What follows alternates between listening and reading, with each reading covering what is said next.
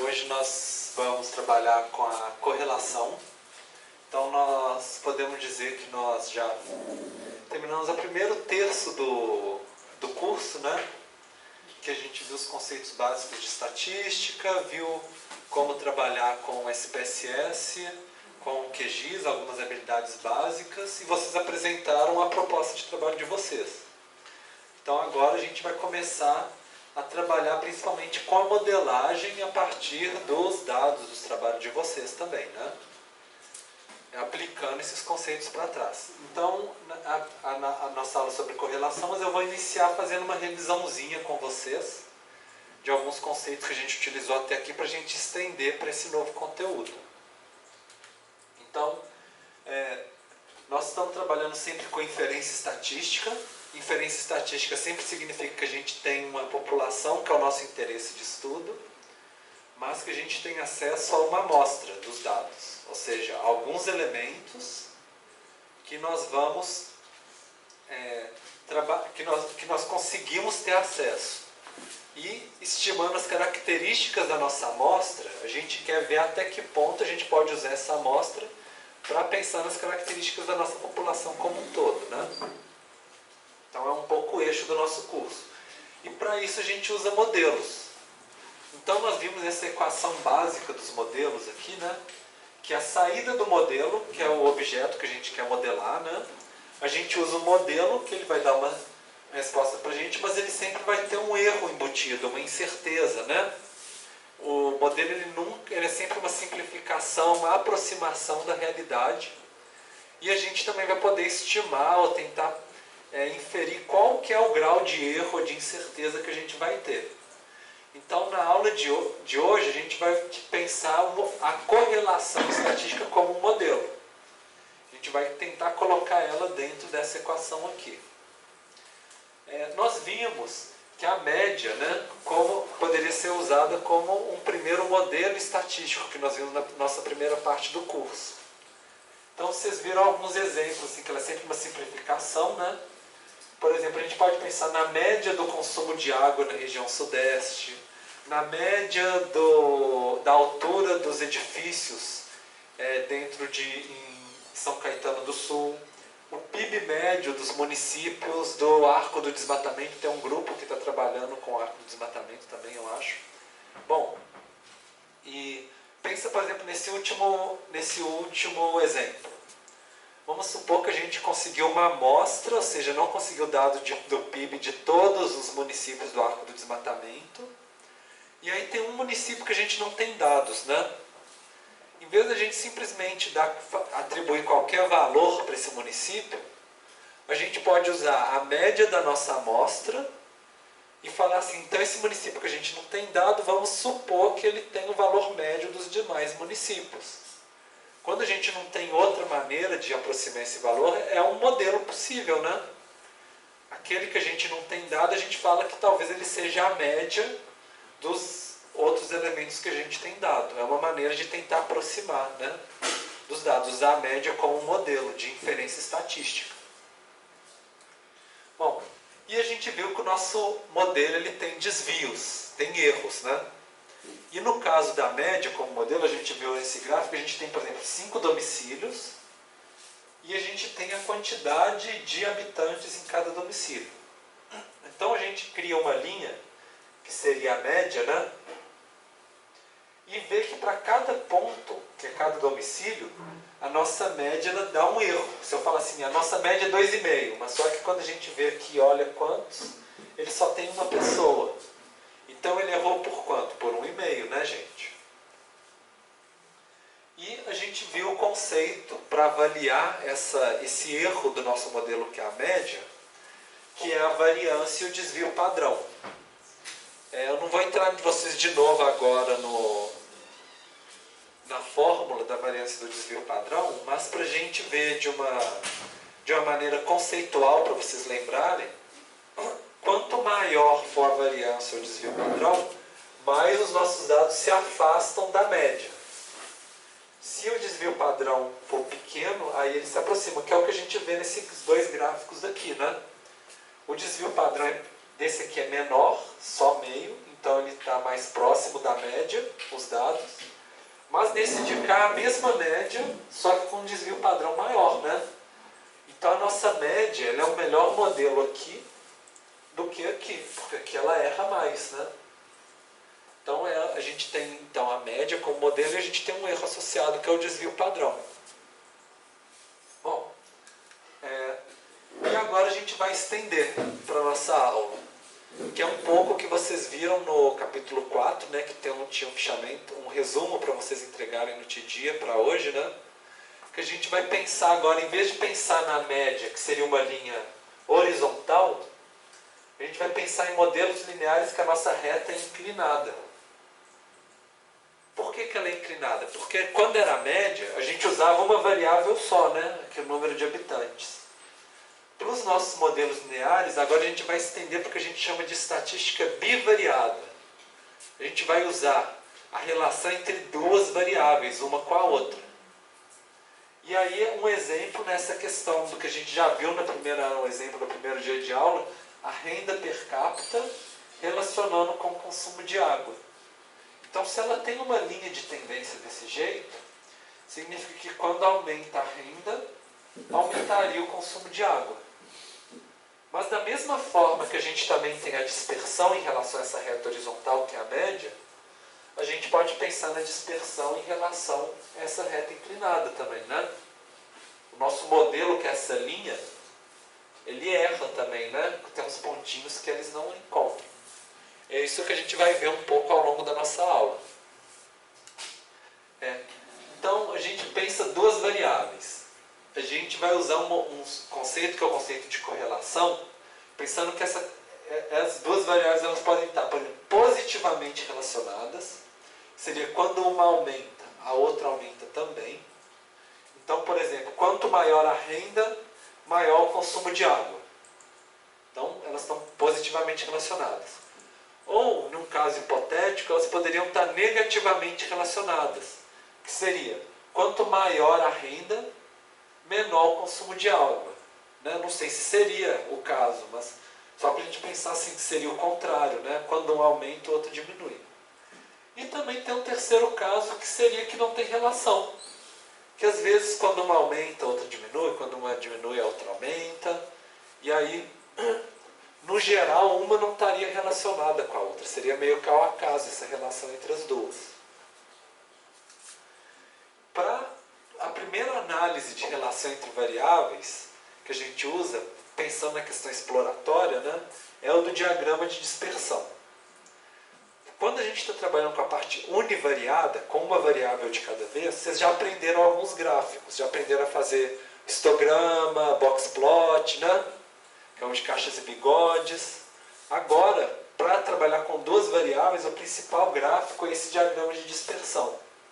O diagrama de dispersão, a gente bota uma variável num eixo e a outra variável no outro eixo. E cada pontinho desses é um elemento que a gente tem dados. Para cada elemento a gente consegue saber qual que é o valor em um eixo e qual que é o valor no outro eixo. A gente poderia pensar assim, vamos supor que a gente tem uma tabela, né? Com vários elementos. Cada elemento é uma linha. E a gente tem a renda e o consumo de água, suponho. Então a gente tem 4, e 7, 8, e 9, 11, 13, por exemplo, né? E aí, para a gente pegar essa linha, a gente posiciona onde aqui o valor é 4 e aqui é 7, por exemplo. Aqui na outra, onde é 8 e é 9, né? E a gente vai fincando cada um dos pontinhos. Com esse gráfico, a gente consegue ver, por exemplo, se quando uma aumenta, o outro aumenta também. E fazer o nosso eixo, né? Que é a nossa tendência. Só que essa nossa tendência, eu mostrei aqui 3 exemplos, ela pode ser uma correlação muito forte, perfeita, ou ela pode ser uma correlação mais ou menos. Nesse exemplo aqui, ó, uma correlação perfeita é essa daqui. Quando um aumenta, o outro aumenta na mesma proporção. Se a gente traçar uma reta, todos os pontos caem na mesma linha, né? Ou pode ser menos perfeita essa correlação e ter uma dispersão ao torno da linha e uma dispersão muito maior. Vocês conseguem olhar esses três, vocês veem a diferença, né? De como uma correlação mais fraca, mais dispersa, e outra mais forte, onde cai tudo na mesma linha. Só que todos a gente consegue, olhando, ainda pensar que tem uma tendência, né, que quando uma aumenta, a outra aumenta também. Essa aqui é um pouco a ideia do diagrama de dispersão. E pensando que essa tendência de relação, ela pode ser linear ou não. Linear é, por exemplo, nesse caso aqui, quando a gente consegue traçar uma reta e parece que está seguindo uma reta a nossa tendência, né? Tem uma certa dispersão, mas ela pode seguir uma reta. Outras vezes a gente olha para o diagrama de dispersão e a gente vê uma curva, que é os casos que a gente chama de relação não linear. Quando a gente está trabalhando com correlação, a gente normalmente está trabalhando com modelos lineares. O foco do nosso curso, que a gente vai ver, são modelos lineares.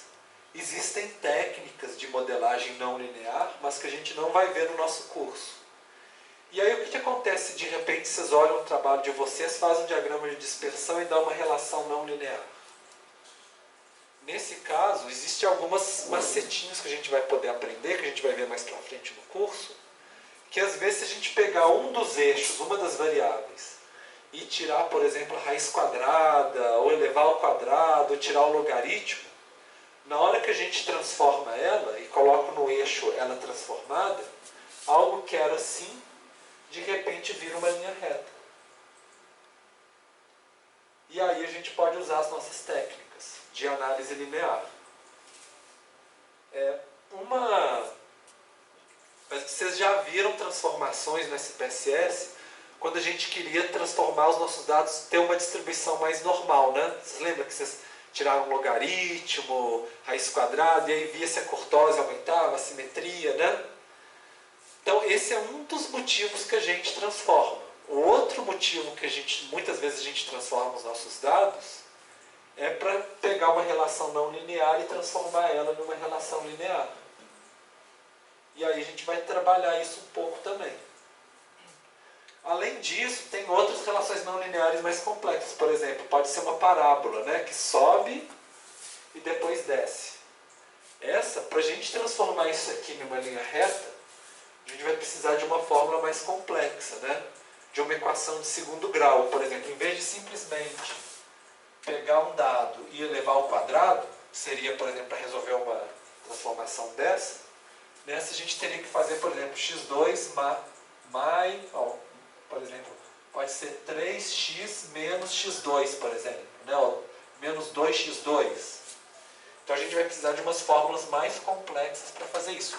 No nosso curso a gente não vai trabalhar com essas mais complexas, tá? É só para mostrar para vocês que existem e que é possível trabalhar com modelagem mais avançada. Se a gente simplesmente transformar essas curvas em reta para o nosso curso, já está mais que suficiente, tá? Não vou exigir de vocês muito mais do que isso não, tá? Bom,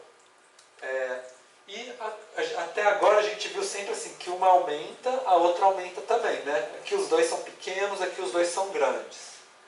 Pode ter o tipo que a gente chama de, essa é a positiva, e tem a correlação negativa, que é quando um aumenta, o outro diminui. Então vocês veem que esse aqui, o y é alto, o x é baixo, e aqui o x é alto, mas o y é baixo, né? Tem uma relação inversa entre elas, que é quando a gente vê a rampinha descendo, assim, no diagrama de dispersão. E tem casos que a gente vai olhar e a gente não vai saber, não vai conseguir identificar tendência nenhuma. Vai ficar um borrão meio aleatório, assim, né? Esses a gente vai falar, esses não parece que não tem correlação, há uma ausência de correlação. Uma não influencia a outra, né? Então são esses três casos principais.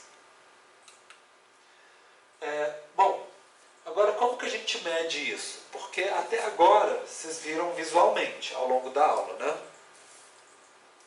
A gente precisa também criar números, um indicador que vai falar assim: quando o indicador for alto, tem alta correlação. Quando ele for baixo, tem baixa correlação.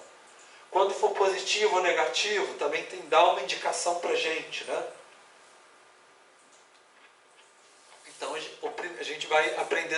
conceitos nessa aula. Um é o de covariância. E a partir da covariância a gente vai aprender um outro conceito que é o coeficiente de correlação. Primeiro esse, desse a gente aprende o de baixo. Então vamos ir um por um para vocês irem aprendendo, né? Primeiro, a covariância é uma ideia assim, de que se duas variáveis variam juntas. Ou seja, se uma aumenta, a outra aumenta também. Se uma diminui, a outra diminui também. A gente vai partir de uma fórmula que vocês já viram no curso, que é a forma de variância. Variância a gente viu, né? Que é se o modelo desvia em relação à média, né? A gente usou essa fórmula no curso para a gente calcular a variância. Como que era? Para relembrar para vocês, a variância é o S ao quadrado, né? Primeiro a gente calculava a média da nossa variável, uma variável só, né? O x. Calculava a média. E para cada um dos nossos elementos do grupo do x, né, a gente pega o x, que é cada um dos elementos, o i, né, x1, x2, né, cada uma das linhas. A gente sempre subtrai da média, pega esse resultado e eleva ao quadrado. Aí a gente pega o próximo elemento, faz a mesma coisa e eleva ao quadrado. E depois a gente soma o resultado de todas essas operações, que é o resultado de soma. No final, que a gente tem a soma de todas essas operações, a gente divide por n menos 1. Vocês lembram o que significa n menos 1, gente? Quando a gente trabalhou com variância, o que é o n menos 1? Por que a gente divide? Oi?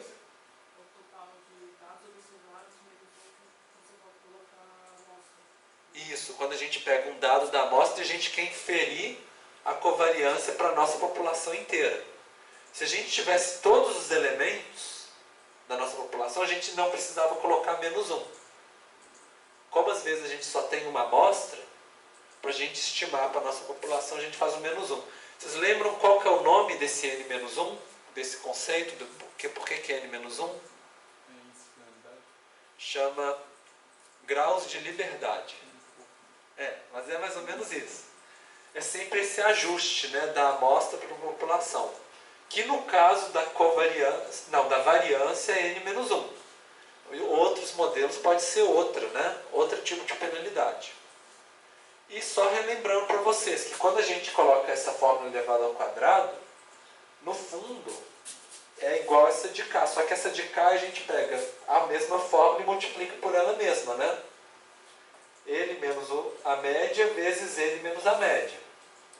É uma outra forma de escrever mais extensa esse de cá. Eu desmembrei aqui porque a gente vai precisar disso para ver o conceito de covariância. Que seria... eu vou explicar primeiro assim. A gente começa aqui para a gente ver, mas eu vou primeiro explicar graficamente. Eu acho que talvez fica mais fácil para a gente chegar na fórmula. Vamos supor que a gente tem isso. A gente tem 5 municípios. 1, 2, 3, 4, 5. Para cada um deles a gente tem um valor de 2 variáveis. Uma variável é o quadradinho, a outra é a bolinha. O quadradinho, vamos supor que é a renda. E a bolinha, vamos supor que é o consumo. Olhando aqui, vocês acham que eles estão variando de maneira conjunta? Ou não? O que vocês acham?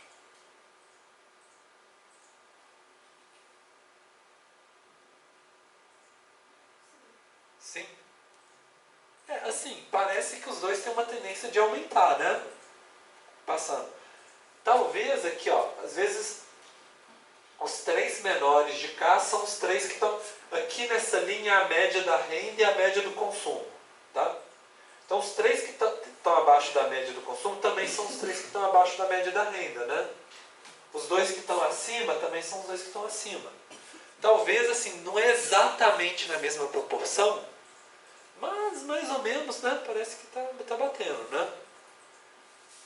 Então eles variam de uma forma conjunta. Então é interessante assim, quando um desvio é negativo, o outro é negativo também. Então, quando ele é positivo também. A ideia da covariância é isso. Quando um está abaixo da média, o outro também é abaixo da média. Quando o outro está acima, ele também está acima. A covariância ela vai medir exatamente isso. Então, para isso, ela vai jogar nessa fórmula de K. Estão vendo que é muito parecido com a fórmula da variância, né?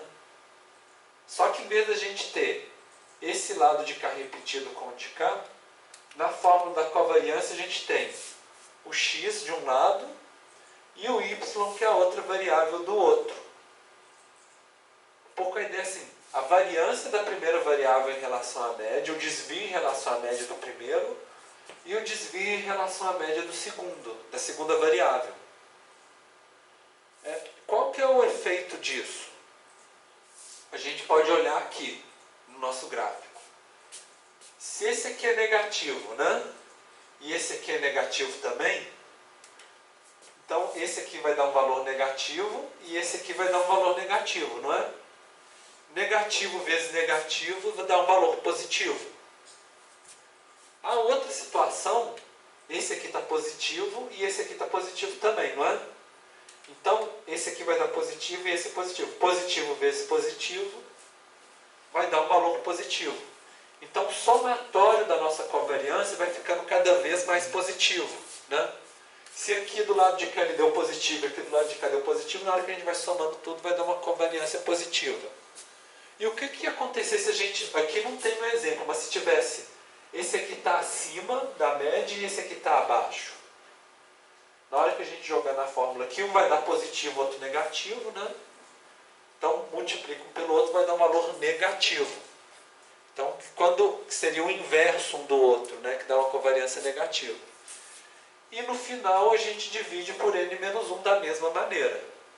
Que é a média da variação, né? Pelo número de elementos. Então, quer dizer, quando dá um valor positivo no total, na covariância, significa que eles variam de maneira igual em relação à média, seja para baixo ou seja para cima. Se desse um valor negativo total aqui, significa que quando uma variável está acima da média, a outra variável está abaixo da média. Então a covariância vai ser negativa. E também tem uma questão do tamanho, né?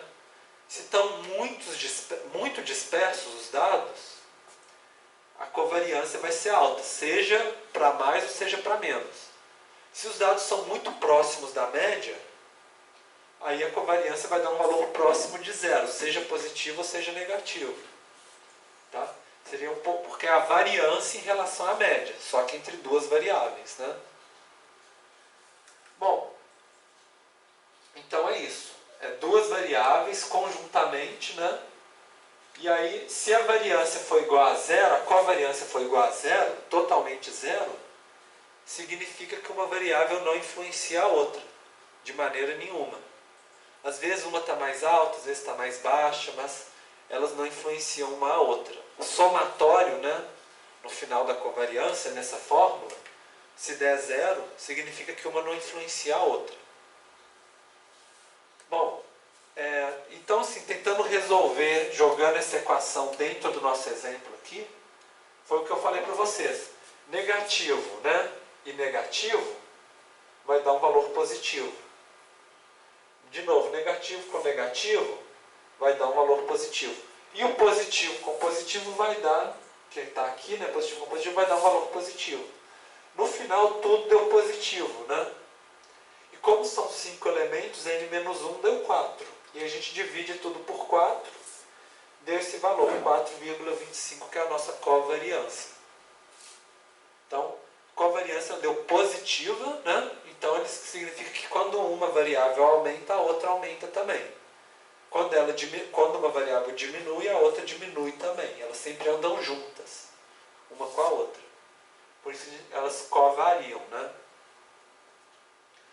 Mas tem e aí é isso. Covariância positiva e negativa, né? A gente já discutiu com vocês. Só que tem um problema. Que, na verdade, a gente está falando de unidades de medida diferente. Renda é uma coisa, consumo é uma outra unidade. Se a gente utilizasse uma outra variável, seria outra unidade.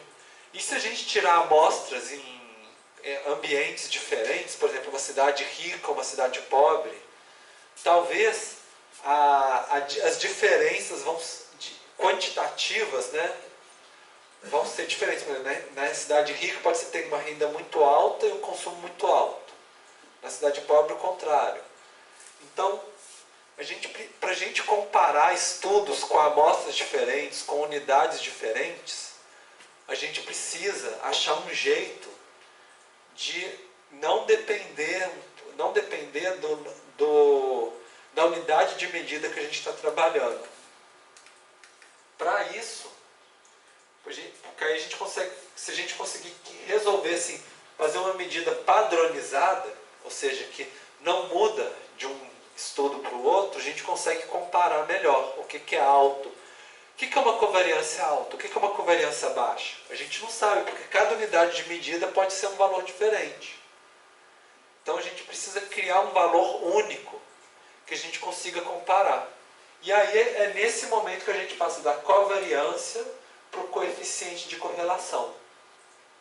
Para a gente fazer isso, a gente não vai dar mais, a covariância é na unidade de medida, né? Então a gente viu reais, litros, né? O coeficiente de correlação, a gente vai padronizar e aí ele vai dar um valor que é adimensional, que ele não tem nenhuma unidade de medida. Para fazer isso, o que a gente faz? A gente divide pelo desvio padrão. A gente já chegou a ver uma situação semelhante. Vocês lembram quando a gente estava conversando no início do curso sobre a curva normal padrão, né? A gente também dividia pelo desvio padrão. Para a gente comparar uma curva normal com a outra, né? Com a tabelinha padronizada, a gente fazia o x, né? Lembra? O x menos a média dividido pelo desvio padrão. Para a gente gerar o nosso score Z, né? Padrão.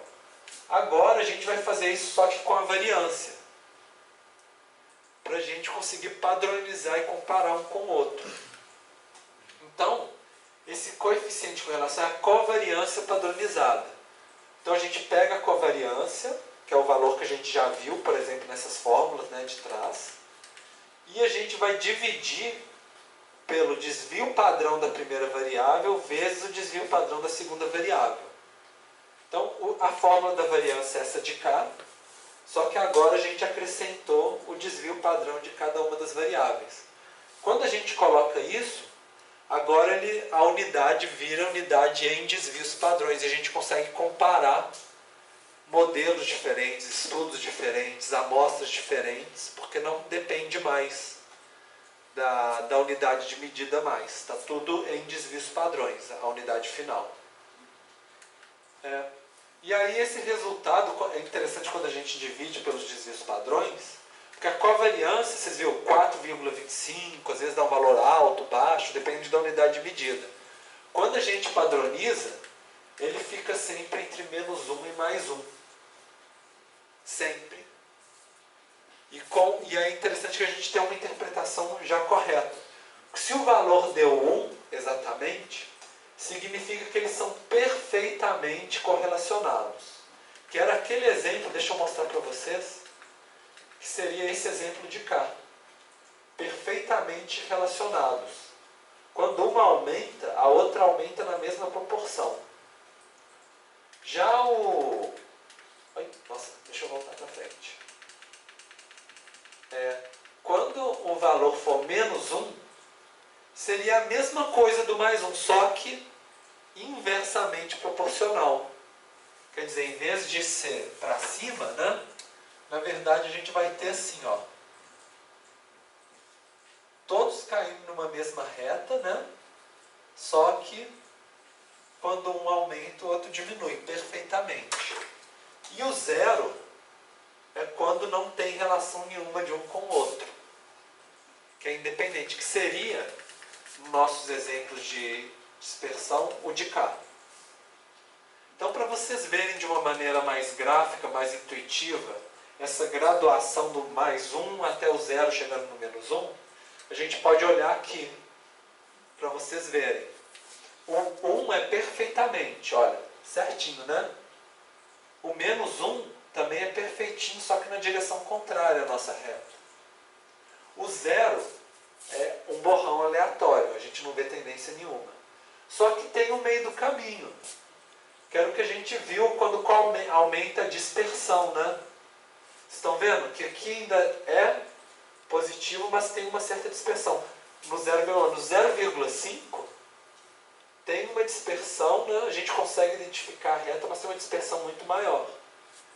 E o negativo é a mesma coisa, só que na direção contrária, né? Que a dispersão vai aumentando. Então, é muito importante nesse momento vocês olharem aqui, para vocês começarem a pegar essa percepção. Quando vocês olharem para um diagrama de dispersão, vocês já vão começar a imaginar qual que é o valor do coeficiente de correlação. E se vocês, por exemplo, em algum estudo mostra só o coeficiente, mas não mostra o diagrama, pelo coeficiente você já consegue imaginar como que deve ser o diagrama de dispersão dele. A gente usa, né, um mais ou menos pelo outro aqui. Então é bem interessante vocês manterem esse slide na cabeça de vocês, para mais para frente no curso vocês conseguirem interpretar. Bom, e aí como que a gente sabe que esse valor, a gente está calculando ele a partir da nossa amostra, né? Como que a gente pode saber que esse valor aqui, ele vale para a nossa população? Ou será que, na verdade, talvez ele pode ser igual quando a gente acerta na loteria, né? Ele é assim porque a gente deu sorte, por coincidência. Se a gente tirar uma outra amostra dos nossos mesmos dados, vamos supor que aí daria sim, por exemplo. Como é que a gente sabe com certeza que se a gente pegar uma outra amostra vai ficar mais ou menos o mesmo padrão?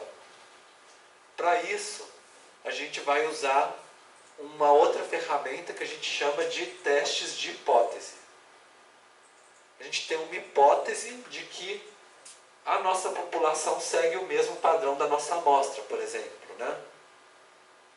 Então vamos entrar um pouquinho nesse tipo de análise estatística e aí eu vou entrar um pouquinho nesses conceitos com vocês agora. Então, em estatística, vocês apresentaram as hipóteses dos trabalhos de vocês na semana passada, né? Mas em estatística a gente costuma trabalhar com dois tipos de hipótese. Uma é a hipótese experimental, que algumas vezes em alguns textos vai falar que é a hipótese alternativa também, que é o que a gente quer provar. É a nossa hipótese de como que as coisas funcionam no mundo, né? Que foi mais ou menos as que vocês apresentaram dos trabalhos de vocês. Além da hipótese, toda hipótese experimental ou alternativa, ela tem também uma hipótese nula, que é o contrário dela. Então, por exemplo, a hipótese experimental, existe uma correlação na população. E a hipótese nula, não existe a correlação na população, é o contrário, né? Uma da outra. E na estatística, e às vezes isso a gente tem que fazer um esforço na mente da gente, porque na estatística a convenção é sempre a gente testar a nossa hipótese nula. Então, quando a gente faz uma metodologia estatística, a gente tem uma hipótese experimental, a gente fala qual que é a nossa hipótese nula, que é o contrário, e a gente testa a nossa hipótese nula. A gente não testa a nossa hipótese experimental diretamente. Porque a ideia é o seguinte, se a gente conseguir rejeitar a hipótese nula, falar que ela é falsa, então, logicamente, a nossa hipótese experimental é verdadeira. Porque uma é o contrário da outra, né? Então a gente começa daqui para rejeitar essa daqui e aí chegar no de cá. Essa que é mais ou menos a ideia da metodologia da estatística. Bom, então vamos começar, né, trabalhar mais nisso. Para a gente trabalhar assim, se a gente pode rejeitar ou não, a gente nunca sabe com certeza na estatística se algo é 100% verdadeiro ou falso. A gente sempre trabalha com probabilidades. A gente fala assim, olha, eu posso aceitar com 95% de certeza. Ou então eu posso rejeitar com 5% de erro, né, de chance de erro, por exemplo. e a gente vai trabalhar o tempo todo com essas margens de erro ou de segurança na hora que a gente fazer um teste. Quero fazer um teste que me dê 99% de certeza de que o meu modelo é verdadeiro, por exemplo, né? Então a gente vai trabalhar bastante com isso. E falar assim, eu posso rejeitar a minha hipótese nula com 99% de certeza, ou com 1% de chance de erro, por exemplo. É o tipo de informação que a gente vai gerar. E aí, qual que é o resultado que a gente vai querer de margem de erro, né? Normalmente, na estatística, a gente usa esse erro de tipo 1, né? Erro de tipo 1 é o erro que significa o seguinte. É a chance de eu rejeitar a minha hipótese nula e eu estar errado, na verdade ela seja verdadeira. Então eu falei uma mentira, né? A chance de eu estar errado é o erro de tipo 1. E o Fisher, ele deu um padrão para as pessoas falando assim, olha, vamos considerar que 5% de chance de erro é o suficiente para a gente aceitar um modelo dentro de uma das publicações de estatística.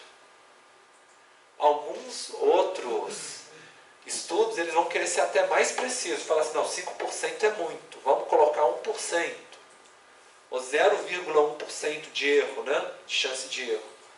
Mas, em geral, na estatística, 5% é um padrão básico que a gente usa. E por que o Fisher colocou 5%? Na verdade, foi uma convenção dele. Não tem um motivo. Se ele tivesse falado 10%, por exemplo, hoje em dia a gente teria aceito muito mais modelos do que a gente aceitou hoje dentro da área acadêmica de estatística. Mas ele colocou 5% e hoje, por convenção, a gente usa 5%.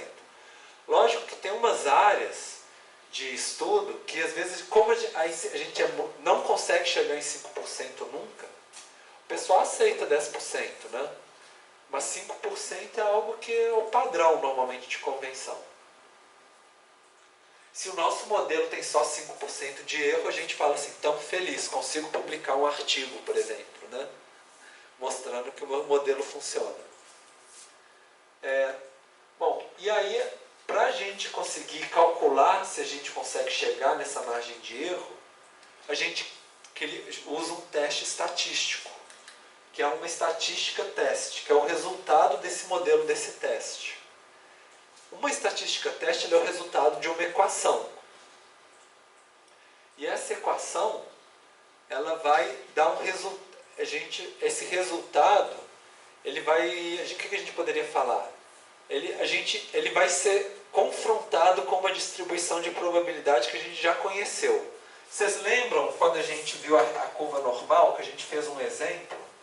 Vocês lembram que a gente fez aquele exemplo assim, que a gente tinha uma curva normal, e aí a gente estimou assim, qual que é a chance de um domicílio ter menos do que 4 habitantes? Vocês lembram?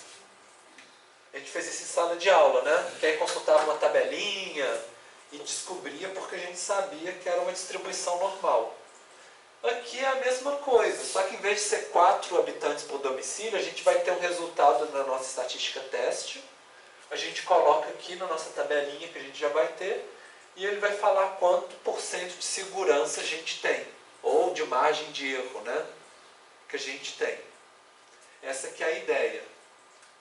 Então, essa estatística teste, para cada modelo, vai ser uma equação diferente. Mas, em geral, a ideia que está por trás dessa equação é essa aqui que eu estou mostrando aqui para vocês. Seria o que o nosso modelo explica, ou seja, a variância explicada pelo modelo, dividido pelo que o nosso modelo não explica. Então, quanto mais o nosso modelo explicar, maior vai ser a nossa estatística teste. Quanto menos ele explicar, menor vai ser a nossa estatística teste. A ideia é essa. Se o nosso modelo explica bem, a gente tem muita certeza. Se ele não explica bem, a gente tem muita incerteza. E é um pouco essa ideia. Quanto maior for esse resultado, menor é a probabilidade de que o nosso modelo gerou resultado ao acaso. Ou seja, a gente tem uma certeza maior de que esse resultado do nosso modelo, a gente pode estender da amostra para a nossa população.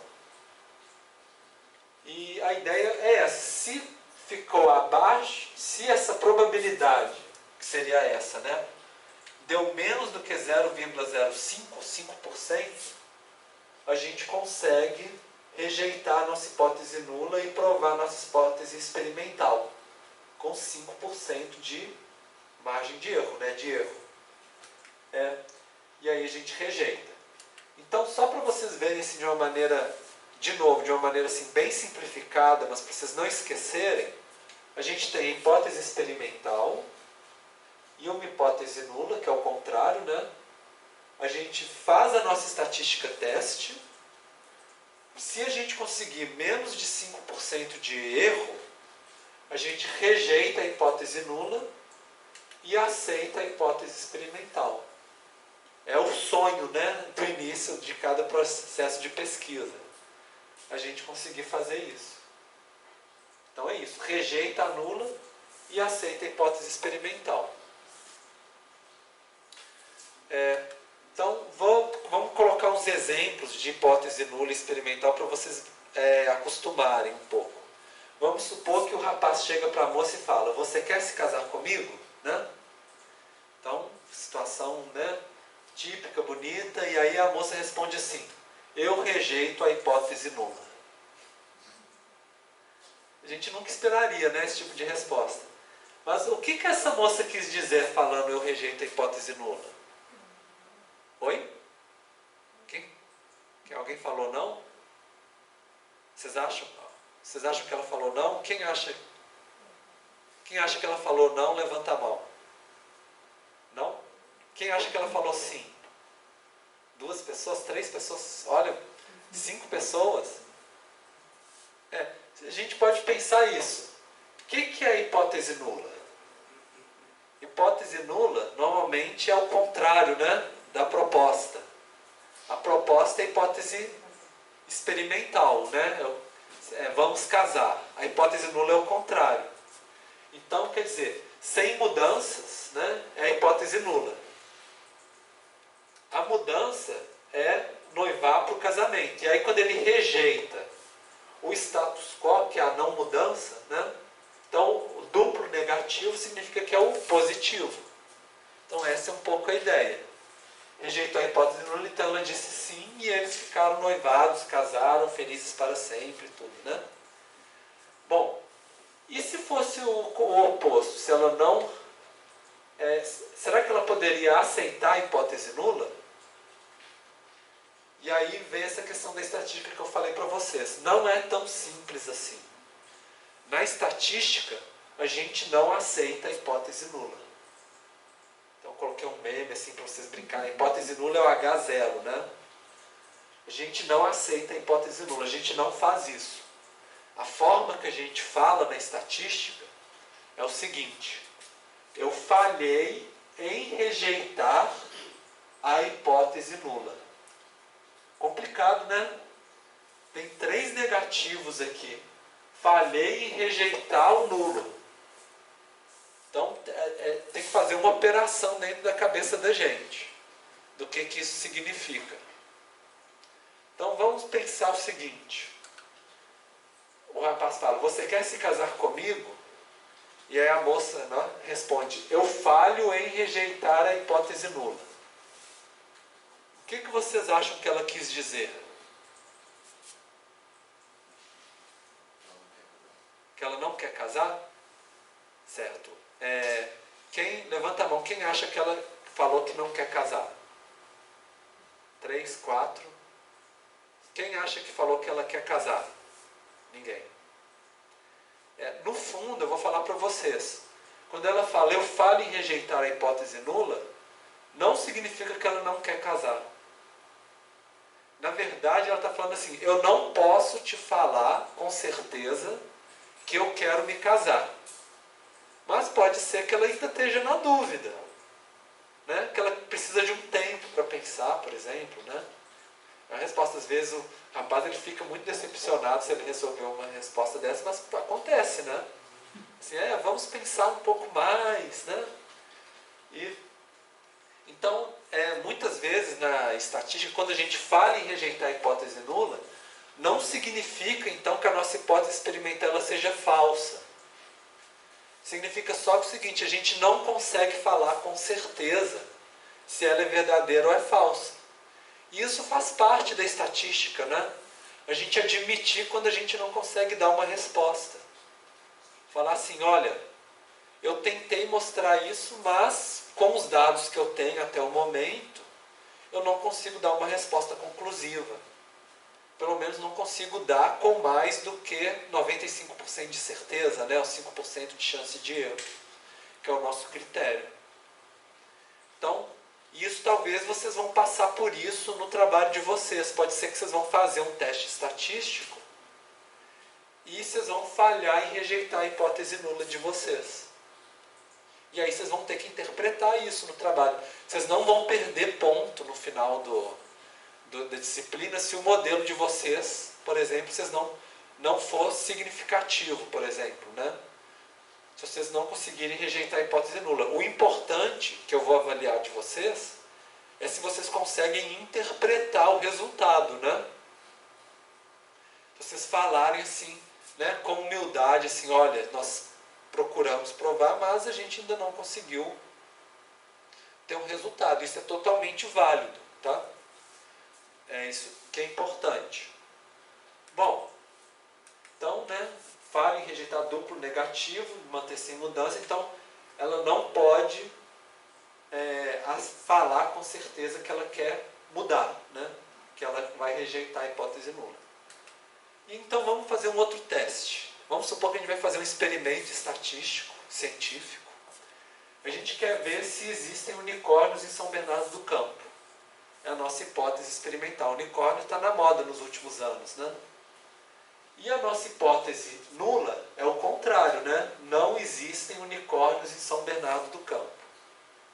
Então, a gente poderia pensar assim, se a gente conseguir rejeitar a nossa hipótese nula, falar assim, essa afirmação aqui é falsa, isso significa que existem unicórnios no município aqui. É a nossa hipótese de pesquisa, né? E se acontecer que no final a gente falar assim, nós não conseguimos rejeitar a hipótese nula de que existem unicórnios em São Bernardo do Campo? O que isso significa, gente?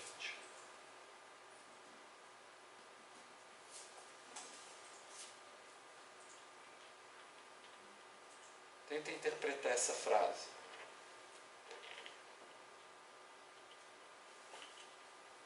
Não conseguimos rejeitar a hipótese de que não existem unicórnios em São Bernardo do Campo.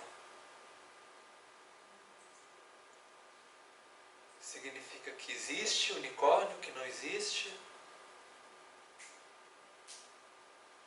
A gente não pode dizer que existe. Exatamente, que a gente não tem certeza, né? Se a gente rejeitasse, a gente poderia falar que existe. Rejeitou a hipótese nula? Então existe.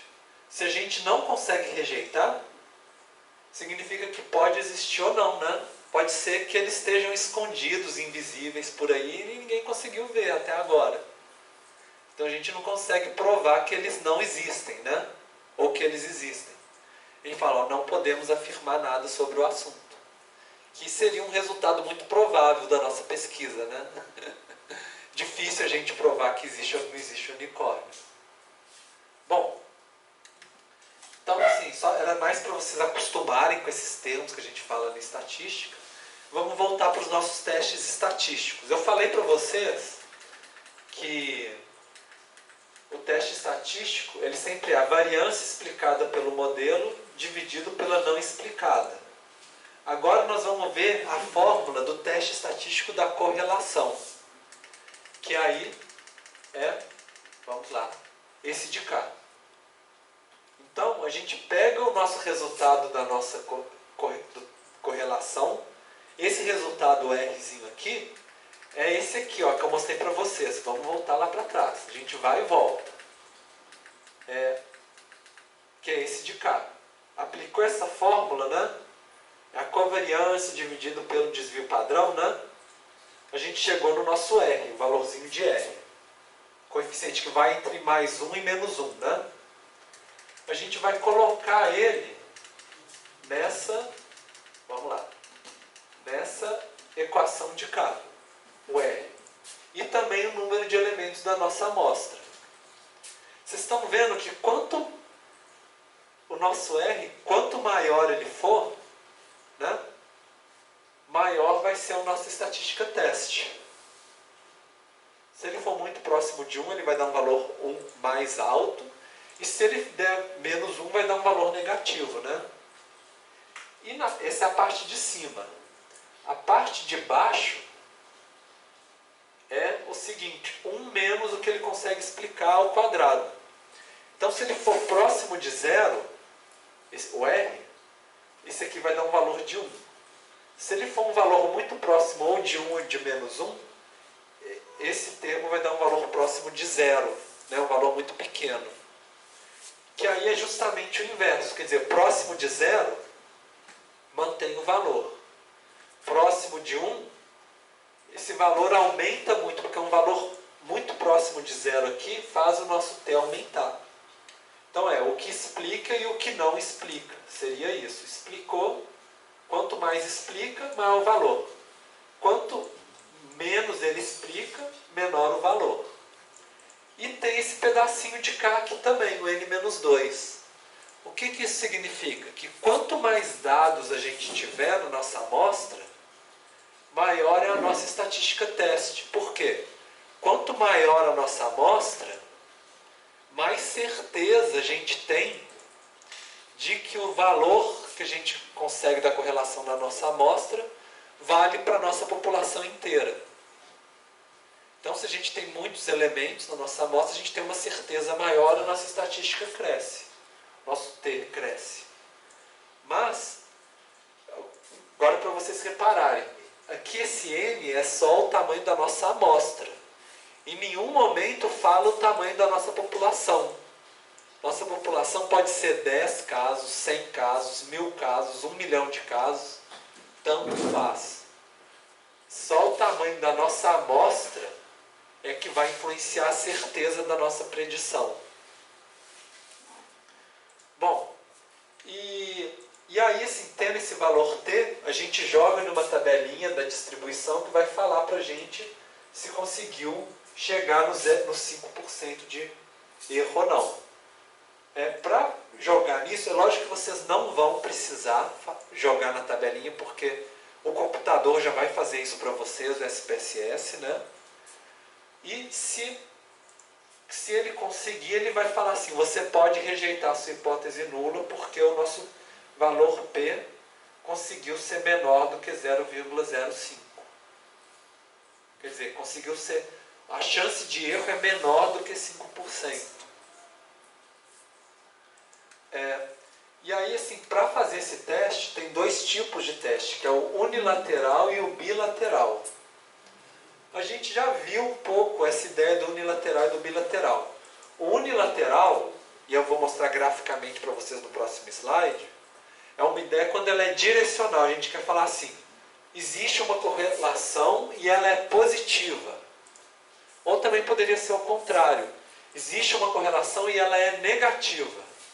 Então a gente fala que é unilateral. Ou a gente pode falar assim, existe uma correlação e ela pode ser positiva ou negativa, tanto faz. Mas os dados são correlacionados. Aí é a hipótese bilateral. Por que é unilateral e bilateral? Vou mostrar para vocês. Que a gente tem a nossa distribuição, e é o que a gente tinha falado para vocês do exemplo, né, do menor do que 4, por exemplo. Então, se a gente usa uma hipótese unilateral e fala assim, ó, eu quero ter no máximo 5% de erro. Então a gente pega o valor da nossa estatística teste, joga na distribuição, se ele passar de um valorzinho aqui, a gente fala assim, conseguimos falar que o nosso modelo tem menos do que 5% de erro do tipo 1, né, de estar errado. Aí a gente joga no de cá. Se fosse uma correlação negativa, Aí, se conseguisse ser menor do que esse limitezinho de K, que é o nosso alfa, né? Alfa é sempre o nosso critério mínimo de erro. No caso pode ser 5%, 1%, a gente que define. E aí a gente fala, conseguimos rejeitar a hipótese nula e aceitar a experimental. E o bilateral, lembra que eu falei para vocês, pode ser positivo ou pode ser negativo, né? Então, se ele for menor do que isso ou maior do que isso, a gente aceita. Se ele cair aqui no meio, a gente não aceita. Então, a gente sempre está querendo um valor da estatística teste, que é esse de K, que ultrapasse o nosso valor crítico, seja para um lado ou seja para o outro. Se ele cair aqui no meio, significa que a gente não tem muita certeza dos nossos resultados. Bom, e aí é isso. Então, a ideia é a gente sempre tentar passar, né? E aí, só para brincar mais um pouquinho com vocês, outra, né? O rapaz vai dar uma cantada na garota e ele fala assim: oi, garota, o seu valor P deve ser maior do que 0,05, porque eu falhei em te rejeitar. Lógico que toda cantada é de mau gosto, né? E a piada é de mau gosto mesmo, né?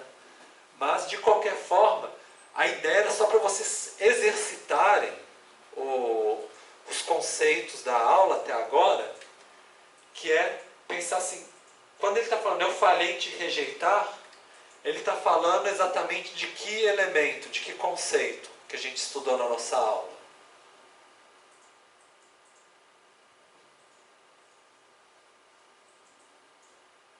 Hein, gente?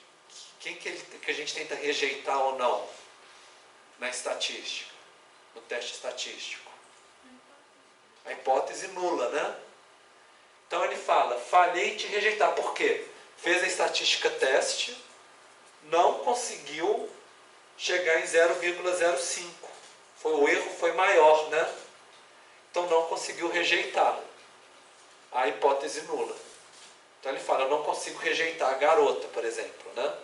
Era só para vocês pensarem e fazerem um raciocínio, né? Bom, então fazendo a revisão do que a gente viu até agora. E eu acho que é importante vocês prestarem atenção nessa parte, porque é uma revisão assim, tudo que a gente já viu, né, de uma maneira mais extensa, eu vou sintetizar agora, para vocês verem o passo a passo do que a gente faz na metodologia estatística. Primeiro, escolhemos a hipótese nula e experimental. A nula é o oposto da experimental, né? A gente chama normalmente a hipótese nula de H0 e a experimental de H1. É a sigla. Depois, a gente vai fazer falar assim, qual que é a estatística para a gente testar a hipótese nula. A gente viu no caso, que a gente viu a estatística T, né, que é o da correlação, que era essa de cá, né, para o nosso caso. Então escolhemos o teste, que é esse. Depois que a gente escolheu qual teste que a gente vai usar, a gente vai estipular qual que é o nível de significância, qual que é a porcentagem de erro que a gente aceita. É 5%, é 1%, 0,1%, a gente escolhe antes da gente fazer o teste.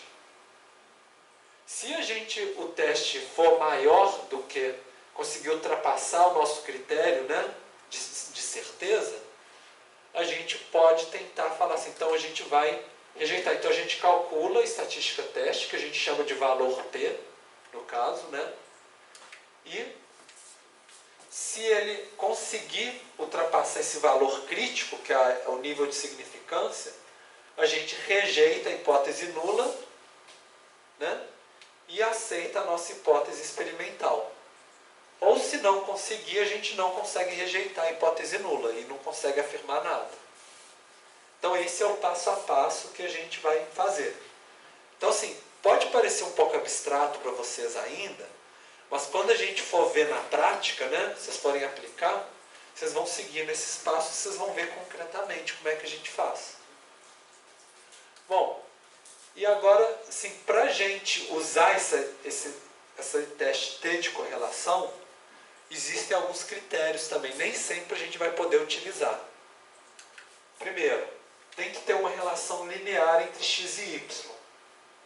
Então eu falei para você, se de repente a gente faz o diagrama de dispersão, supõe, né? Diagrama de dispersão, e a gente vê que na verdade tem uma curva, aí não vai ser o melhor caso para a gente usar esse tipo de teste, esse tipo de coeficiente. Talvez a gente vai ter que transformar os nossos dados para virar uma reta, né? Quando virar a reta, aí a gente pode usar. Então esse é um dos primeiros critérios, para ver se a gente pode ou não. Outro, os dados têm que ser intervalares. A gente viu essa questão de dado intervalar ou não na nossa primeira aula que a gente usou o SPSS. Você lembra, existem dados categóricos, que são os grupos, né? Por exemplo, regiões do Brasil, por exemplo. Existem dados ordinais, por exemplo, posição na corrida final, né? Quem ficou em primeiro, segundo, terceiro. E a gente tem os dados intervalares, que é as quantidades. Por exemplo, alguém ganha R$400 e outro ganha R$800. Então a gente sabe que 800 é o dobro de 400, né? Então a gente só pode fazer esse teste para dados intervalares. Se a gente tivesse dados ordinais, por exemplo, posição no ranking, por exemplo, não seria o melhor teste para ser feito. Existem outros, né? Além disso, a nossa amostragem tem que ser aleatória. Então, significa que os outros dados que a gente não amostrou, eles são semelhantes aos que a gente amostrou, né? Se a gente falar assim, a gente só tem dados dos municípios ricos, e aí a gente quer estimar o nosso modelo para os municípios pobres que a gente não tem dado, talvez a gente não vai conseguir usar a inferência estatística. A base da inferência estatística é que onde a gente não tem dado é semelhante a onde a gente tem dado, porque é aleatório que a gente pega. Se os dados de vocês, por exemplo, que vocês não têm dados nos trabalhos de vocês, algum município que a gente não tem dado, eles são muito diferentes da nossa amostra, então talvez a gente não consiga fazer inferência estatística, né? Nesse caso da correlação. E a outra questão é que normalmente a gente quer que os nossos dados sejam normalmente distribuídos. Se os nossos dados não têm uma distribuição normal, aí começa a dar um problema. Mas em geral, se a gente tem muitos dados, isso não é pode ser fora da distribuição normal, o teste funciona direitinho. Mas se essa amostra for menor do que 30 casos, aí a gente já pode começar a se preocupar. E aí, se não for normal, menos do que 30 casos, talvez a gente vai ter que usar outros tipos de técnicas de correlação. Bom, então, em geral, no nosso curso a gente vai privilegiar o coeficiente de correlação, que a gente vai usar mais. Mas se caso algum dos trabalhos de vocês verem, por exemplo, que vocês têm menos do que 30 casos e não tem uma distribuição normal, mesmo tentando fazer aquelas transformações, a gente não consegue, vocês me falam que a gente vai tentar procurar outros tipos de testes para vocês conseguirem analisar os dados de vocês. Mas talvez o da correlação não seja. Normalmente essas técnicas que a gente depende de uma distribuição normal, a gente chama de técnicas paramétricas. Paramétrico significa que elas precisam seguir que a gente conhece a distribuição delas. Mas existem outras que a gente chama de não paramétricas, que a gente não precisa. Mas a gente vai ver isso mais para frente. Uma outra coisa que eu acho importante a gente ver é essa questão da causalidade. A causalidade, existe uma expressão na estatística que a gente fala assim, correlação não significa causalidade. A gente está vendo que duas variáveis estão caminhando juntas, mas não significa que uma está realmente causando a mudança na outra. Um dos exemplos disso é o problema que a gente chama da terceira variável. Que às vezes a gente tem duas variáveis que elas estão caminhando juntas, mas por quê? Porque tem uma variável no fundo que está fazendo elas mudarem. Não é porque uma está causando a outra, está mexendo na outra, é porque tem uma terceira que a gente não está medindo, que está influenciando. Então, para fazer uma brincadeira com vocês, né, vamos supor que a gente fez um estudo, no caso esse estudo foi feito no hemisfério norte, né, que fala, em cada mês do ano, a quantidade de sorvete que as pessoas consomem e a quantidade de mortes por afogamento. Aí a gente vê que no inverno do hemisfério norte tem poucas mortes de afogamento e poucos consumo de sorvete, que é frio, né? E aí, aqui muitos. Vocês acham que olhando isso aqui tem uma correlação, não tem? Olhando aqui. Mas vocês acham que um está causando o outro? O que na verdade está causando? Verão, que seria a temperatura, né? Então é mais ou menos isso, a questão da terceira variável. Existe uma correlação entre os dois, mas tem uma terceira variável, que é a temperatura, que está causando a variação das duas. Então, por exemplo, nos projetos de vocês podem pensar assim: eu tenho algumas variáveis, mas existem outras coisas na sociedade, né, que estão afetando as nossas variáveis que a gente não está medindo, às vezes porque a gente não tem nem dados, né? Que coisas invisíveis que são essas que a gente não consegue medir? É importante vocês terem consciência de que elas existem e vocês pensarem nelas também. E falar isso, né, no trabalho de vocês. Que variáveis que estão influenciando os nossos dados, mas que a gente não tem elas à mão, né? Outro problema também dessa correlação não implica causalidade é essa questão da direção da causalidade. Quando a gente faz um teste de correlação, a gente só sabe que quando uma varia, a outra varia também. Mas a gente não sabe, por exemplo, se é uma que está causando a variação na outra, ou se é essa que está causando a de cá. A gente não sabe. A gente só sabe que elas andam juntas. Então, um exemplo comum da gente pensar, por exemplo, renda e escolaridade. É difícil a gente pensar assim. Pode ser que é porque a pessoa tem mais renda, então ela consegue pagar mais educação, por exemplo. Ou pode ser que a pessoa tem mais educação, mais anos de estudo, por isso ela consegue um emprego melhor e consegue mais renda. Então, muitas vezes os dados sociais, eles, é o que a gente chama de são endógenos, né? Que um influencia o outro em ambas as direções, por exemplo. Quando a gente tem dados censitários, socioeconômicos, é muito difícil a gente falar assim, o que está causando o quê? A não ser que a gente consiga fazer uma variação ao longo do tempo, né?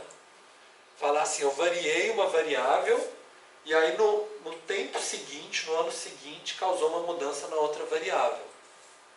Então, se a gente tiver dados ao longo do tempo, a gente pode tentar. Mas se é tudo no mesmo censo, por exemplo, difícil, né, de descobrir o que está causando o quê. Bom, e existe o que a gente chama de correlação espúria, que são dados, que são variáveis que são correlacionadas por coincidência. Então, para a gente brincar um pouco, né, tem esse gráfico aqui que mostra o consumo per capita de queijo mussarela e a obtenção de doutorados em engenharia civil nos Estados Unidos. E ao longo do tempo, a gente está vendo que ambos estão aumentando, né? Então, eles estão correlacionados entre si. Mas será que um causa o outro? Comer queijo aumenta a chance de ter um doutorado em engenharia? Difícil, né? Isso porque existem muitas variáveis que elas mudam ao longo do tempo, né? Então tem uma tendência de aumento. Mas por quê? Porque elas estão mudando junto com a sociedade. Então, por exemplo, eu já vi um gráfico, não trouxe aqui para vocês, assim, falando assim que ao longo do tempo está diminuindo o número de piratas no oceano, né? E está aumentando o aquecimento global. Mas será que tem alguma coisa a ver o número de piratas com o aquecimento global? Não tem, né? Mas se você colocar numa tabela, eles vão estar inversamente relacionados. Um outro exemplo para vocês verem, agora sem ver ao longo do tempo, seria esse aqui. A gente tem o consumo anual de chocolate por ano, por habitante, e a quantidade de prêmios Nobel por habitante, por 10 milhões de habitantes. A gente vê, né, que a Suíça está lá no alto e a China está lá embaixo. Parece que tem uma correlação, né?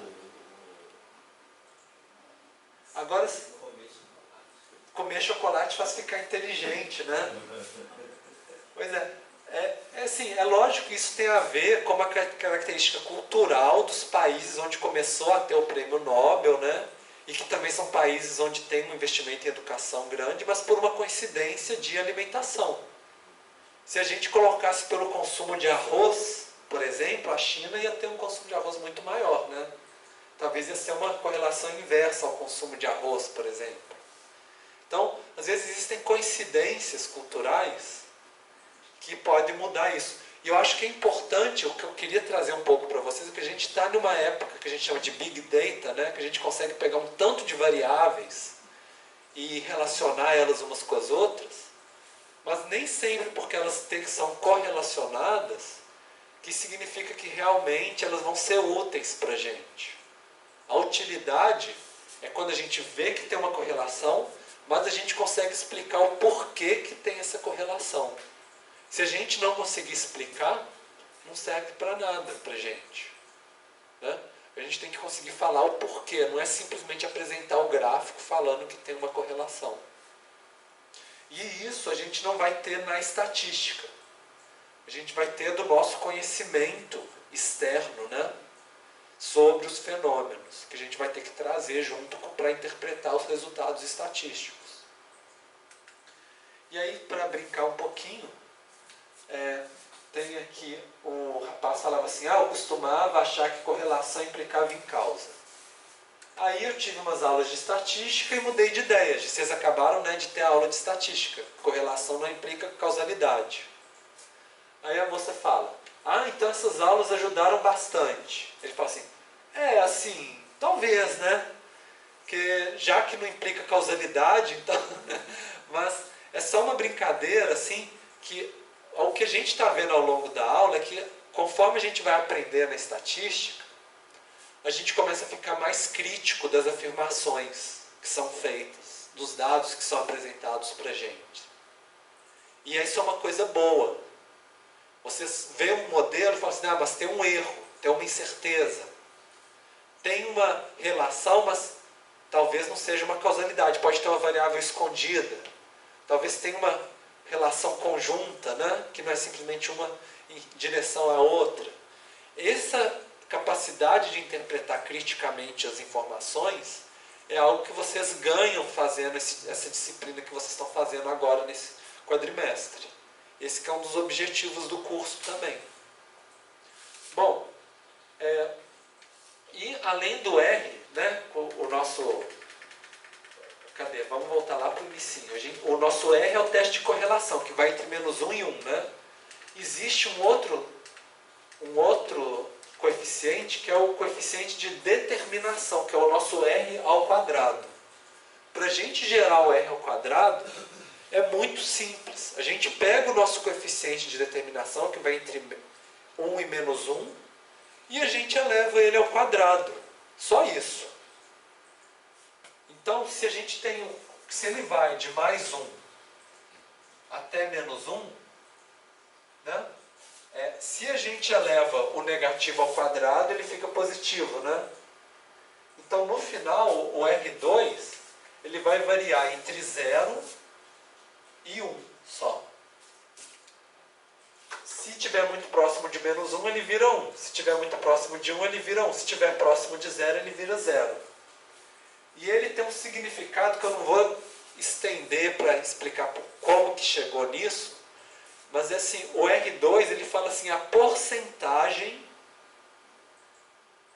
que a gente consegue explicar, a porcentagem de variação que o nosso modelo consegue explicar. Então, por exemplo, no caso da correlação, significa o seguinte, como que a variação em uma variável consegue explicar a variação na outra variável? Quantos por cento?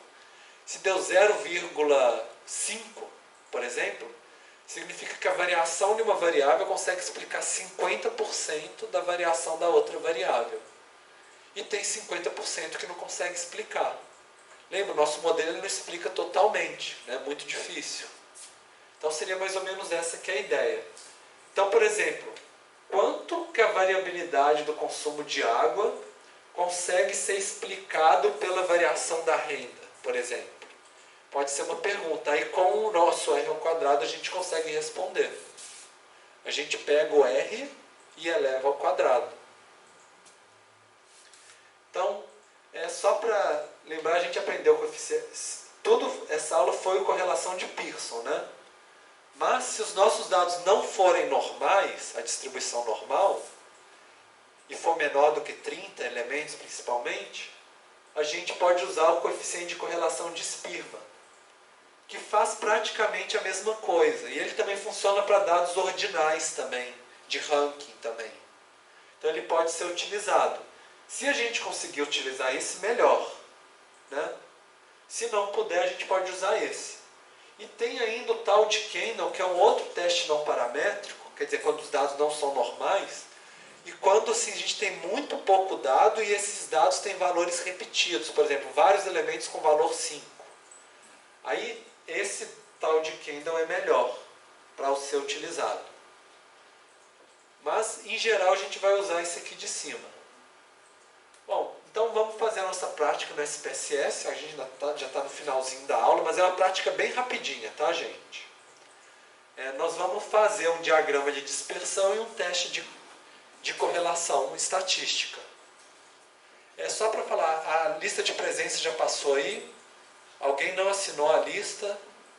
Então, onde que está a lista, gente? Vocês passam aí para quem não assinou, já que a gente já está chegando no final. Então, eu vou pedir para vocês abrirem o SPSS. Né? Todo mundo vai abrir. No dia, eu coloquei a base de dados dessa aula. Vocês podem baixar. Tem os slides em PDF da aula também. Quem tiver acesso à pasta de rede alunos, também vocês conseguem acessar lá, dentro de MTI, aula 8, né? E se vocês tiverem baixado a base de dados das aulas anteriores, aquela de renda e consumo, também dá para fazer a nossa aula aqui. Não tem problema nenhum, tá? Então, vou dar um tempinho para vocês pegarem os dados e abrirem no SPSS. Agora sim, eu vou partir do princípio que vocês já sabem abrir um arquivo no SPSS, né? Ir lá abrir dados, né? E abrir a tabela. Vamos fazer primeiro um diagrama de dispersão. Para isso, a gente vai lá, já abriram, né, a tabela Água 2010 SNIS, né, todo mundo. A gente vai no menu Gráficos e vai no Construtor de Gráficos. Nas aulas passadas a gente usou o que chama caixas de diálogo legadas. O construtor de gráfico, ele é uma forma mais flexível de fazer gráfico. A gente pode fazer tanto por um quanto para o outro. E aqui, quando abrir o construtor de gráfico, né, menu gráfico, construtor de gráfico, vai abrir essa janela para vocês. Essa janela, aqui embaixo em galeria, tem vários tipos de gráficos. E a gente vai usar o de dispersão ponto. Esse aqui. Quando a gente escolheu esse de cá, vai aparecer várias possibilidades de diagrama de dispersão. A gente vai pegar o mais simples, que é o primeiro. Vocês clicam aqui e arrastam para cá. Quando vocês clicarem e arrastarem, ele vai começar a colocar o modelo do nosso gráfico. Mas vocês vão ver que ele ainda vai estar sem variáveis no nosso eixo. Para a gente colocar, é fácil. A gente vai arrastar a renda per capita para cá e arrastar o consumo de água pela população total para cá. Então você clica e arrasta para o gráfico, onde você vai colocar. Com isso vocês criam. Também dava para fazer gráfico de barra, de box plot, histograma, tudo dá para fazer por esse ambiente também. Mas eu mostrei para vocês o modelo mais simples, né? Para vocês fazerem aqui. E aí, fizeram, né? Quando colocaram os dois aqui, vocês clicam em OK, que ele vai gerar o gráfico para vocês. E aí gerou, né, na saída, todo mundo está no mesmo ponto? Alguém está com alguma dúvida, algum ponto? Não? Todo mundo conseguiu gerar esse gráfico? Então agora, como que vocês interpretam esse gráfico? A gente tem a renda e tem o consumo, né? Com base no que vocês viram na aula de hoje, o que vocês conseguem perceber quando vocês olham esse gráfico?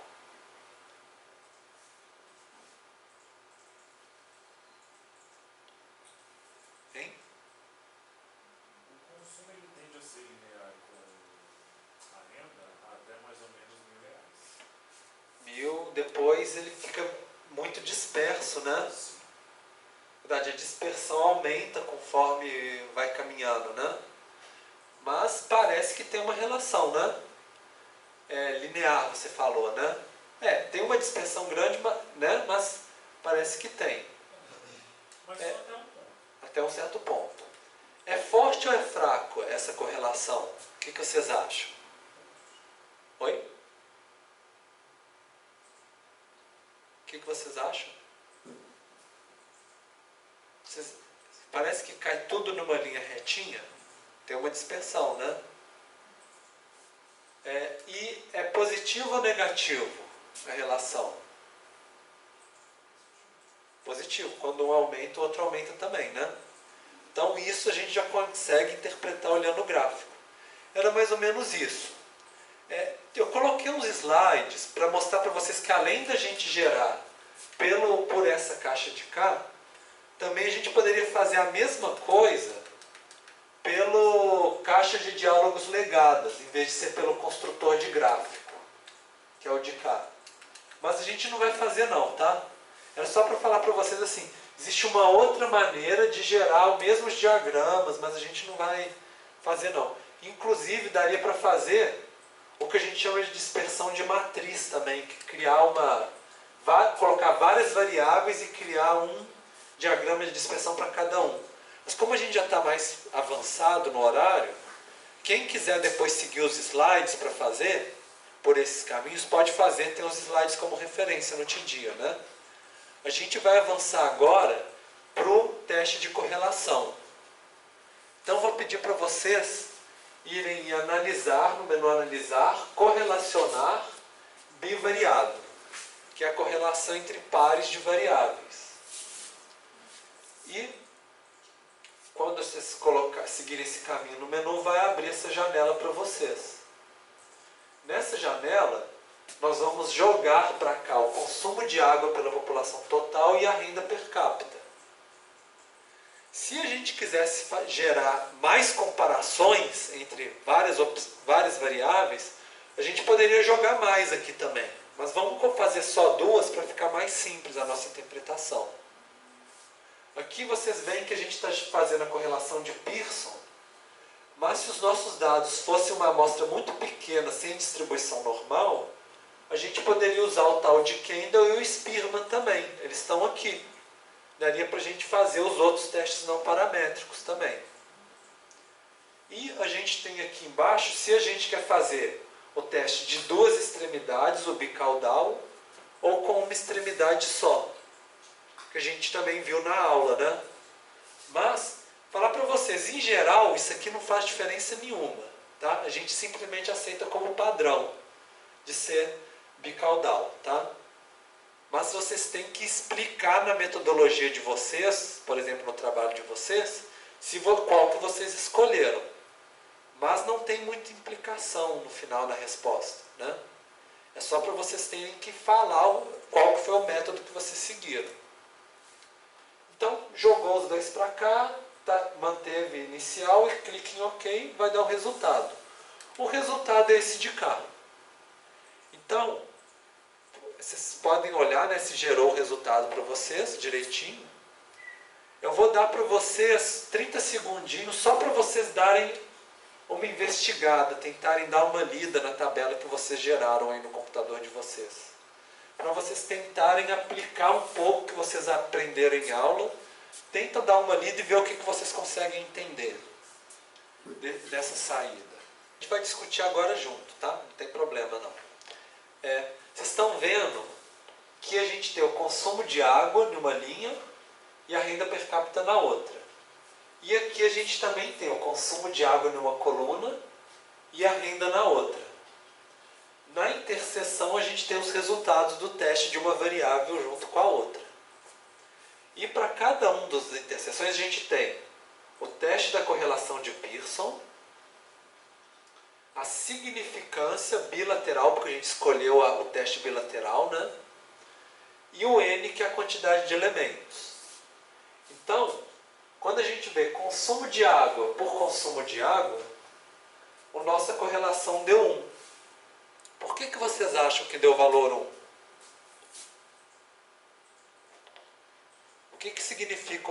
correlação de R igual a 1?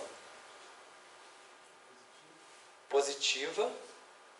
E o que mais? Perfeita. Por que é perfeita? É o mesmo dado, né? Então ele é 1, onde é 4 é 4, onde é 5 é 5, porque é o mesmo, né? E o número de elementos 4.417 da nossa amostra.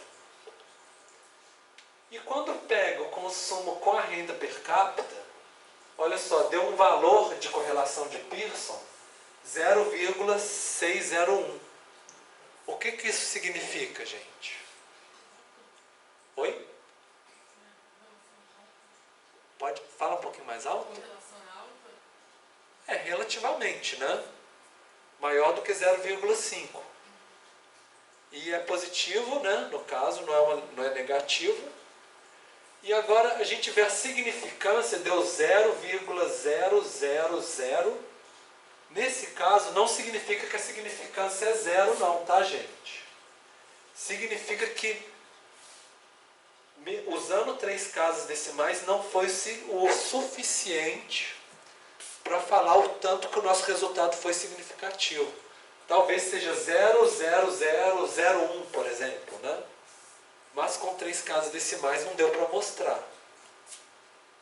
E a gente tem 2 asteriscozinhos aqui, que tem uma observação. A correlação é significativa no nível 0,01 bilateral. Isso significa, teste bilateral, né? Fazendo aquele teste da estatística T, da correlação, deu um valor de significância tão pequena, isso aqui é a nossa porcentagem de erro de tipo 1, né? A chance da gente errar é tão pequena que ficou menor do que 1% de chance da gente errar. 0,01 é 1%. Quer dizer, foi menos do que 5%, menos do que 1%. E como a gente viu que deu 3 zeros, na verdade foi menos do que 0,1%, né?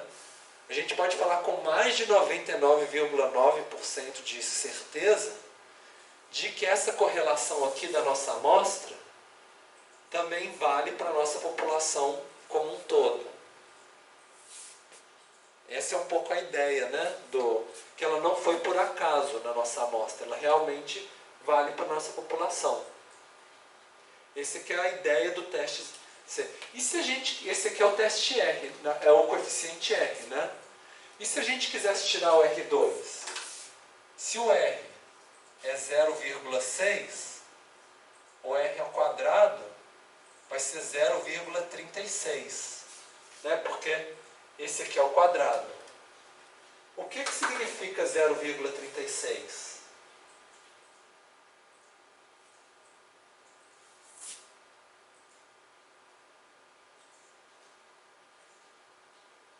Vocês conseguem? O que é o coeficiente de determinação? Como é que a gente interpreta?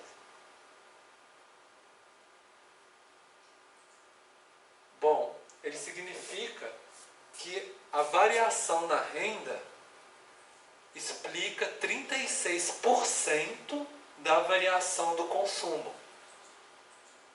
Quer dizer, ainda sobra, né, 64% da variação do consumo que não é explicado pela renda. No fundo, a gente não sabe se... a gente viu que a correlação não implica causalidade, né? Então, só esse teste aqui a gente não sabe se é a renda que está causando a variação no consumo ou se o consumo está causando a variação na renda. Só pelo teste a gente não tem como saber. O que vai dar essa hipótese para a gente é o nosso conhecimento que vai além da estatística, né? Será que tem coerência falar que pessoas mais ricas consomem mais água? Ou será que tem coerência a gente falar que pessoas que consomem mais água ficam mais ricas porque beberam mais água? Parece mais esquisito, né? Então a gente usa o nosso conhecimento externo para interpretar os nossos dados estatísticos. Então, assim, nesse teste aqui a gente fez uma revisão do que a gente fez na nossa aula inteira, né? Até agora. Tentando sintetizar aqui no nosso resultado da correlação. Então era isso que a gente tinha para fazer nessa aula. E aí, já abri no TD uma atividade para terça-feira que vem. Ela é bem simples. É vocês pegarem os dados do trabalho de vocês e cada integrante do grupo escolhe um par de variáveis e vocês fazem, cada pessoa individualmente faz um diagrama de dispersão e o teste de correlação entre esse par. Se vocês tiverem, por exemplo, supõe um grupo que tem 3 variáveis, por exemplo, variável A, B e C, por exemplo, né? Um pode pegar A com B, o outro B com C e o outro A com C, por exemplo, né?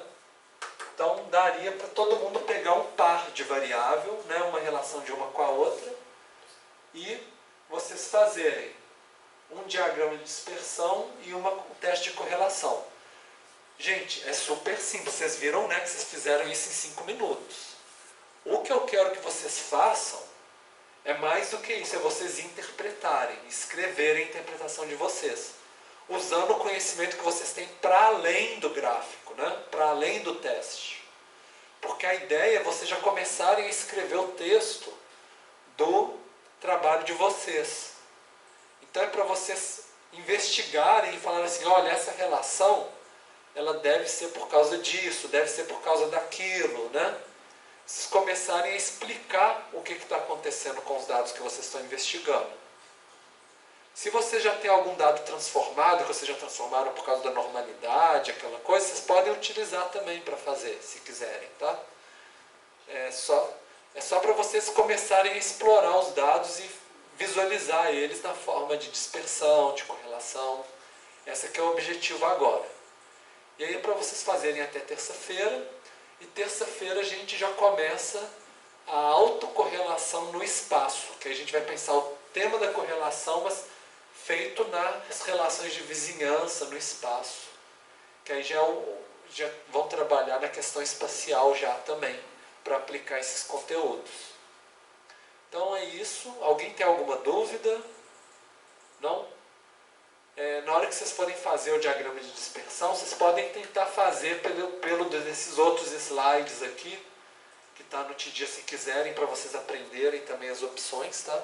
Porque a vontade é mais para vocês brincarem um pouco com SPSS. Então é isso, a gente encerra a aula então por aqui. Se alguém tiver alguma dúvida relacionada ao trabalho, alguma coisa que quiser conversar, eu também estou à disposição para conversar com vocês, tá? Até o final do horário, né, regulamentado. Então, até semana que vem, então, para quem